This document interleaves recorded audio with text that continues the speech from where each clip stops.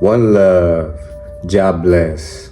Far Nelson here, and today I'm here to talk to you about how we can lead a horse to water, but we can't make them drink.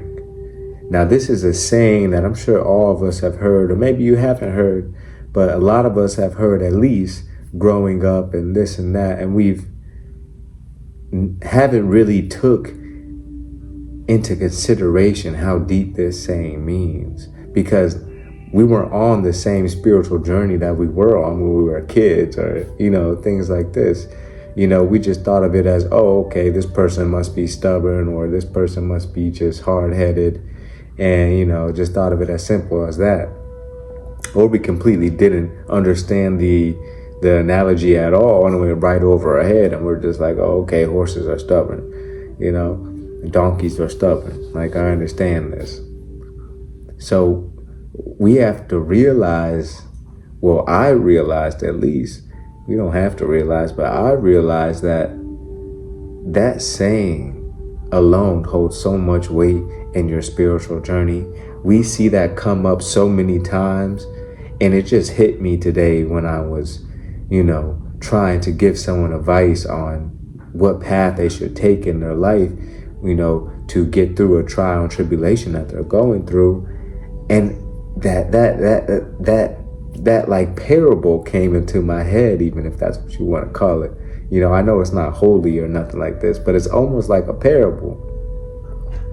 But yeah, that saying came into my head, and I was like, oh my God, that is a powerful saying. You can lead a horse to water, but you can't make them drink. And that's exactly what it feels like when we're sometimes trying to help people, or sometimes just trying to live our life, and we see people struggling around us, or struggling even that we don't know around us. We wish that we could help them, but sometimes we can only lead people to the water. We can't make them drink. We can't force their head under and say, hey, drink this, because they might flip out. They might go crazy. They'll be like, hey, back up, chill out. That's how people feel when we're pushing ourselves onto them too strongly, when we're trying to drown them with this spiritual, awakening that we have encountered, that we have embraced, this true divine consciousness with the Most High that we have embraced. Sometimes we get so excited that we want to share all of the knowledge that we've learned. We want to share all of the, guidance that we have learned. We want to share the products and stuff that we have learned that are more healing for us, and the foods that were more healing for us, and the ways of life and the ways of thinking that is more healing for us, and the books that we are now reading. And, we want to share all these things with different people, but sometimes, and lots of times, people aren't ready for this information, especially not all at once, or not even in a lump sum. People like driplets of wisdom. That's why people love like monks and things like this so much, is because they don't give you the whole sauce. They're very quiet people naturally. They're very, to themselves, unless you go and have a sit down and listen to a monk speak, which is something that's only really now being broadcast on YouTube and stuff like this. Unless you actually are there and sitting down doing these things, you're not going to get a bunch from a monk. You're not going to get a bunch of wisdom and stuff from a monk, even though they have a lot of wisdom, because people with wisdom, people with who have done the work to gain mass amounts of knowledge about the universe and the universal laws and the laws of the divine source within, they know that it's not going to be received 9 times out of 10 what they say. And they know that their words hold weight. So they don't want to waste that. They don't want to waste that energy with someone who might try to see it as an opportunity to combat and have a discussion back, not a discussion back and forth, but really just, oh no, this is actually right, or there's no way, blah, blah, blah. People just like to try to combat when we try to tell them things that may not align with their way of thinking. And we have to just let people be in that way. We're not here to win an argument. We're not here to convince you of anything. We're just here to share the wisdom that we have. We're here to lead you to the water. And if you want to sit there until you starve and completely, die, then that's on you. We did our part. We led them to the well. We led them to the water. We showed them the way. We were the example. You know, if at least we were the example, we at least showed them the way. We might have not have led them. Might have not have took them by the reins and, you know, dragged them along as like, okay, here's the water, drink it. We might not even done that, but we at least showed the way. They at least can see where the water is at if we're at least being the example. So if you're being the example and you're trying to lead someone to the water and they don't drink it, then that's on them. Lots of times people don't want the wisdom. They don't want the truth of their divine self. They don't want to hear spirituality talk until they are absolutely ready, until they are absolutely, you know, completely dying of thirst. We knew they needed water. We knew they needed the wisdom. We knew they needed someone to help lead them out of oppression. But they thought of it as like, oh, this person's just a wacky doo-doo person, and, you know, they're just positive thinking and saying they're doing all these things, but does it really work? They're not even able to see how you're so full right in front of their face. They see you all the time. They hear from you all the time. Maybe you talk to them all the time. They can tell the difference. But even still, when you try to lead them to the water, when you try to lead them to the wisdom, when you try to lead them to the happiness, the bliss, the purity, the holiness that you feel, they want to reject it. They want to say, oh, I'm not spiritual. Oh, I'm not religious. Oh, I'm not this. Oh, I'm not that. No, I don't believe in God because it's associated with Christianity. Or I don't pray because, you know, it's associated with Muslims. Or, you know, people say all different types of things while they don't do this and that. And then you ask them if they want to do something toxic, like go get some fast food, and they're down to go do that. You want to do something toxic, like go eat some candy, they're going to be down to do that. You want to do something toxic, like go get drunk, they'd probably be down to do that. No questions asked, except for where we're going. So we have to realize that we have switched our mindset. We're no longer saying where we're going to these toxic things. We're saying, oh, you want to go in nature and do some grounding? Where we're going. That's what's getting us excited. I'm excited just thinking about that. So we have changed from the usual way of people. So it's going to take people some time to realize that they truly are in front of a spring. That is what we are. We are a well of water. We have water. You know, we don't have all the water, but we have some water with us. We've been carrying it with us. We've been doing the practice to carry that water with us everywhere we go. Carry that peace, that positivity, that bliss with us everywhere we go. That wisdom with us everywhere we go. The divine truth is in us and throughout us everywhere we go. People can see it. Sometimes people tell us we're glowing.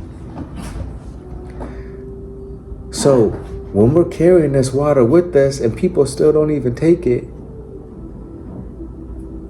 what do you think that you leading them to the well is going to do? And sometimes, unfortunately, we have to let people get to a drastic point, get to the point where they're finally starving. I mean, not starving, but finally, dying of thirst. To the point where they can't even walk. They can barely talk, lips dry, mouth dry, tongue completely dry.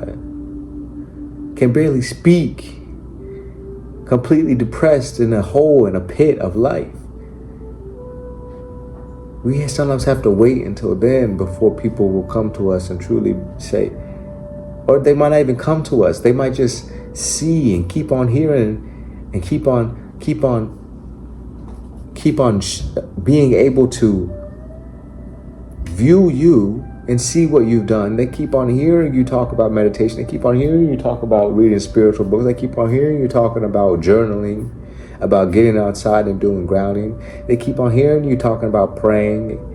They keep on hearing you talking about all these spiritual things that you've done, and they can see how your life has changed. So they might not even tell you that they're taking your advice, but once they are so thirsty, once they are literally almost dying of thirst, sometimes that's what it takes for people to finally change, and they'll start doing the things and following that path to that well without you even realizing it. Until one week you just call them and they're like, oh yeah, by the way, I've been meditating lately. And you're like, wow, I could feel a difference in your voice. Not only hear it, but I could feel a difference in your voice, in your tone, in your energy. Sometimes all it takes is 1 week. 1 week we're dying of thirst, crawling on the ground, trying to get to the well or figure out where the water is. And then we see the path. We see the footsteps that we have left behind. Not we, but whatever. That we have left behind. They see the footsteps that we have left behind. Sometimes it takes them getting to that point where they are searching, trying to figure it out. Why is these bad things keep happening to me? Why do I keep feeling lack? Why do I keep having disease in my life? Why do I keep having trauma and turmoil in my life? Until they finally are just surrounded by darkness, but they see that beacon that you keep on shining. They feel that energy that you keep on shining. Anytime they hear your voice, anytime they feel your presence, eventually they're going to start realizing that this path that you have lit for them, while they're surrounded in a world of darkness, they have no choice but to follow that path. They're going to start hearing words in their head that keep on repeating what you have been saying. They're going to start hearing the words in their head about, oh man, I'm feeling this. Maybe I need to do this. Maybe I do need to drink some more tea. So it's not about giving up on our people. It's not about giving up on these people that need this wisdom, that need this connection with the divine source, that need this knowledge of the spiritual plane. It's not about giving up on them and just letting it go, and letting the Most High take care of it completely. It's about still being an example, still checking in on those people, still making sure that they are at least not down to their last drop, not down to their last bit of life. We want to make sure that people are still being able to hear you and feel you. We don't want to keep people so distant that we never talk to them. We want to make sure that we're always able to let people hear and feel us, because our presence is a blessing, and our blessing always comes with more blessings. So us being that blessing, us feeling our blessings, comes with more blessings to us and shares more blessings to others. So we have to be that presence. We have to always, I don't want to say always, because I don't want you to take up more time than you really need to. A spiritual practice comes first. Immediate family comes first. But we have to truly be that beacon of light sometimes. We have to truly let people feel our words, feel our energy, even if it's through the phone. Just checking up on these people. It makes more difference in their life than you could ever imagine. Saying that you're proud of them for the smallest things makes more difference in people's life than you could ever imagine. We can lead a horse to water, but until they drink it, we haven't finished our job. And sometimes we have to just let it go once we've led them there.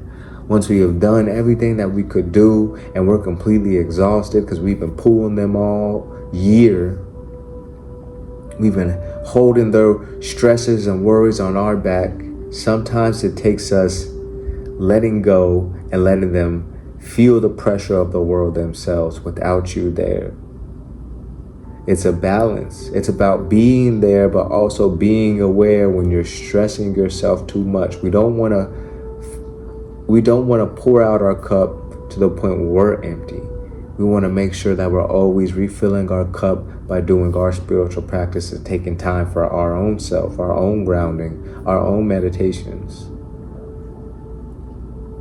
It's about a balance, but it's about being there because we truly are a beacon. We truly are different. We truly have been blessed with this gift of wanting to grow mentally, physically, and spiritually. And hopefully you are growing mentally, physically, and spiritually by doing your meditations and your prayers and getting closer with the Most High and doing your readings and journalings and yoga and whatever else you want to do. But just stay aware that we can only lead people as far as they want to be led. We can't make them drink from the same well that we have. We can't make them feel the same things that we feel now. We can't make them think the same way that we think now. Their realization has to come when it comes. Some people, it comes faster than others, and some people literally don't change at all. Unfortunately, some people wait till they're literally died, deceased of thirst, never having true wisdom, never having true happiness, never having true joy, never saying I love you to the people that they love, or saying I'm proud of you to the people they should have been proud of. We don't want to end up like one of these people, and we don't want, of course, for our loved ones and our family to end up like these people either. But all we can do is lead them. We can't make them drink, and we can't force them to, because it's only going to drown them and make them never want to go near water again. I swear, it's a deep, deep saying. You don't want to drown them. You don't want to drown them with your wisdom, your new knowledge, your new lifestyle, because that will make them never want to ever meditate, ever want to read, ever want to even indulge in your vegetarian lifestyle or anything that you're doing, because they will realize, well, they won't realize, but they will think that you're just crazy. They'll think that you're just aggressively, going through a midlife crisis, that you're just, completely changed and have lost it. But when you're calm, when you're resilient, when you're confident, but you're aware that you need to meet people at where they're at, that's when you get the most done. That's when you can help influence people the most. Keep on gaining that wisdom. Keep on drinking that water and, splashing it in your face and showing people, hey, it's over here if you want it. I'm enjoying it. I'm loving life. Every single day of life is a blessing. You thought we were just drinking this water? No, we splashing it in our face and everything. We washing our hair with it. There's abundance of wisdom over here. There's abundance of bliss over here. There's abundance of beauty over here. There's abundance of unconditional love, wealth, joy, unity over here. But people don't usually want to take those next steps to get there. People don't want to do that little bit of extra action, that little bit of extra effort to truly get there. It doesn't just come right away. It doesn't come magically. There's a lot of people who are loud and think that they're positive because they're loud and they're, hey, what's that? These people they drinking too much water. And not the right kind of water. Their water's Babylon water or something. I don't know. I don't know what's in their water. But we can have true happiness, true bliss, true joy, and we don't have to be all crazy daisy, We don't have to be Miss Wild Lucy over there. Or you can be if you really want to be, if that really truly makes you have joy. If that truly makes you have joy and happiness being that way, then also be it. But I say that because people think that if you aren't this way, that we see a lot of people who we think are happy act. We think that we're not really feeling the effects that we should be feeling from our spiritual journey. But I'm here to tell you, and it's a fact, that most people who are completely happy aren't those people who are super loud and super all over the place and doing every activity and this and that. It's those people who are focused on themselves, mentally, physically, spiritually growing themselves to the best versions of themselves, and the people that are focusing on connecting with the Most High and making sure that they know that there's unity between everybody, and especially building that relationship between your family, whether it's actual family or a family that you have created.